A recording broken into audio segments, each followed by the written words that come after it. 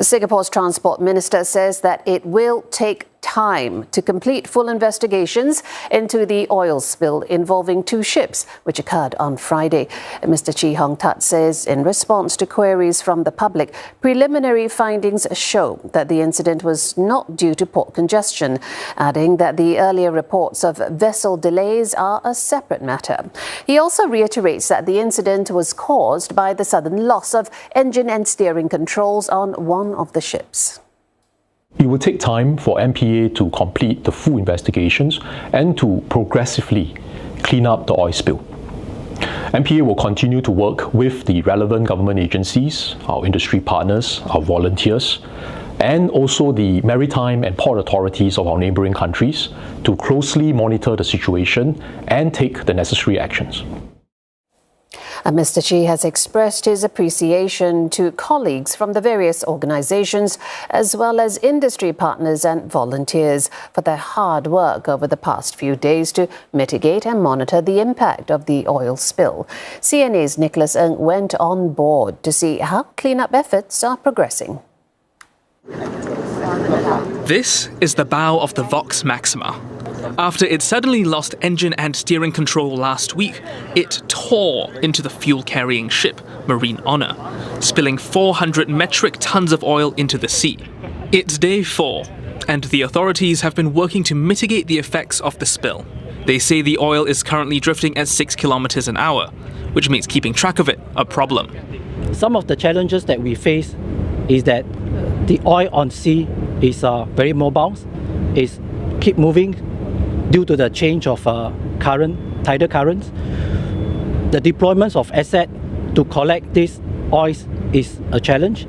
Hence, we use technologies such as drone, satellite images to keep track the latest pictures of where the movements of the oil. The incident took place as a result of a vessel elision at Pasir Panjang. Elisions are when a moving vessel hits a stationary one. The spill started drifting east, where it was seen at coastal areas such as along Singapore's East Coast Park. Oil was also spotted around Changi, which led to booms being deployed around Coney Island, Chek Jawa wetlands and Pasir Ris Park, as well as fish farms. That's why they use drones and satellites to keep track of the oil, as well as boats like these, which scoop up oil from the sea for proper disposal later. Much of the effort has been offshore, while volunteers have been helping onshore. Groups like Friends of the Marine Park act as a go-between for agencies and willing helpers. Because as we go out, we bring different perspectives of what these threats are to us. Whether we're business owners, whether we're interested in the environment and representing an NGO, whether we're managers and need to piece things together and coordinate with other agencies in order to manage the resource or the space better. So coming together, I think, just helps us strengthen, first of all, that relationship. As efforts continue, more booms will also be set up at places like these, where oil gets trapped, to gather it up for easier removal.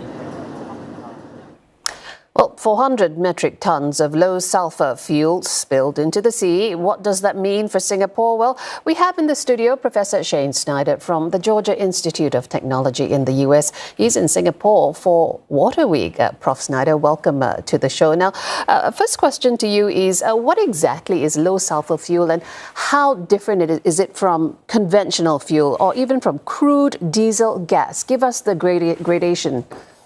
Okay, so this type of fuel that's in the bunkers is actually used for the port, for the ships that come to refuel. So it's already been refined. And in the case of Singapore, the sulfur has been reduced. So it's a lighter grade of fuel compared to, say, a crude oil that comes from the earth. So lighter meaning better for the... Meaning more refined, but in terms of a spill, actually it's more volatile. So it'll dissipate more quickly. So volatility meaning...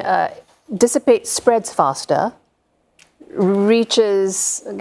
Just explain to us for our non-scientific viewers, including myself. Sure. So when it's a lighter grade of fuel, meaning that it's been refined already, the air, some of it can escape to the atmosphere through the wave action or just generally going into the atmosphere, versus a crude oil, which we would think of as a slick which lays across the surface. So this one can dissipate more quickly.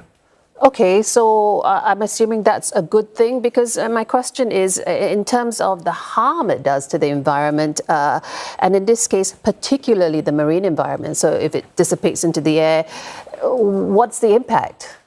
So we never want to have oil spills in the environment, Period. of course, right? Yeah. But nonetheless, this type of oil, which has been refined, tends to be degraded faster. We can see it leave the water in a more quick manner than a crude oil or a raw oil. Okay. So we should expect that it'll dissipate more quickly. All right, so yet we still see pictures of animals covered in the slick and all that. What do you think the impact, even for an oil that dissipates as quickly as you say it does, what kind of impact can it have on the environment? Well, without question, will be an impact to the environment.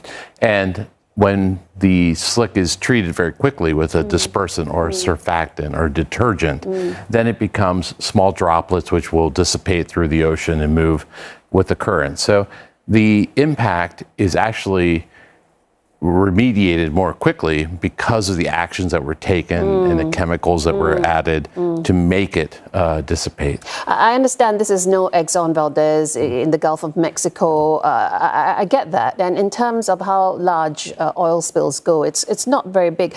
But neither is Singapore. We're a small country, and it takes very little to do a lot of damage.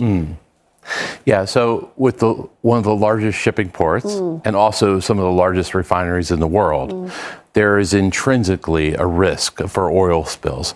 But also it means that Singapore has been more prepared, I believe, than most countries or most regions to deal with these kind of spills, which are, again, intrinsic, unfortunately, to when we're dealing with large volumes of oil.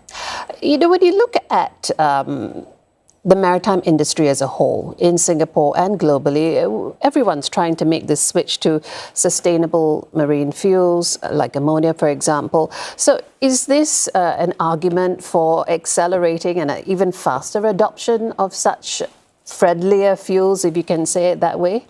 Well, it's difficult to say, because when we're talking about the aquatic environment to marine mammals or to fish or birds, actually ammonia is extremely toxic. So the alternatives may be more friendly in terms of climate change or carbon dioxide, without question. But in terms of the impact to the aquatic environment, ammonia could actually be more dangerous than petroleum, which is actually a natural product. Right. Interesting to find out. So the infrastructure really has to be there. It really has to be safe, secure in transporting it, storing it, etc., etc. But from what you've observed in what's the government cleanup and the coordination that's been going on, what's your analysis of that? So I've been extremely impressed about how fast this was contained. I mean, this spill could have been much greater than it actually was. And the fact that the sponges were put out, the dispersants were immediately dispatched, I think the response was impressive. But again, it's intrinsic to having large refineries and large amounts of marine traffic. In your experience, is there something that could have been done differently, better, perhaps in terms of technology out there? Any suggestions? Well, I think in the future, we'll have more control over our ships, because these kind of collisions do happen. All over the world, we have ships that run out of control and hit bridges or whatnot. Absolutely. So exactly what happened in this case. So, and perhaps we won't have such a reliance on oil and big bunkers that we have today. But again, I think Singapore has thought through that very carefully as compared to other nations. All right, we do appreciate you joining us for this chat. I've been speaking there with Professor Shane Snyder from the Georgia Tech in the US. Thanks so much for being with us. Thank you.